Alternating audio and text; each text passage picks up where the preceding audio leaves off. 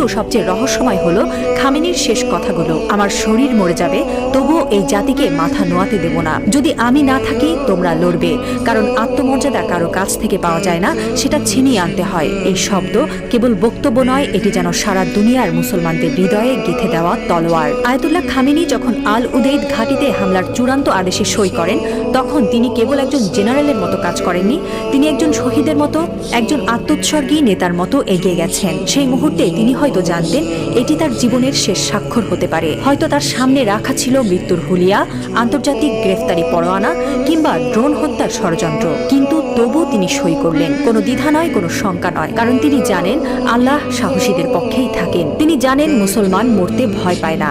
যারা আল্লাহর পক্ষে থাকেন তারা জানে মৃত্যু মানেই পরাজয় নয়, বরং আত্মত্যাগী বিজয়ের শুরু। এই একজন মানুষ এখন আর কেবল ইরানের নেতা নন, তিনি হয়ে উঠছেন সারা বিশ্বের মুসলিম উম্মার প্রতীক। একজন বিশ্বাসী, একজন অটল মুজাহিদ, একজন সাহসী পিতার মতো তিনি বলছেন, আমি থাকি বা না থাকি তোমরা লড়বে। হ্যাঁ মুসলিম উম্মাহ, তোমরা মাথা নিচু করো না। লা ইলাহা ইল্লাল্লাহ, আল্লাহ ছাড়া আর কোনো ইলাহ নেই।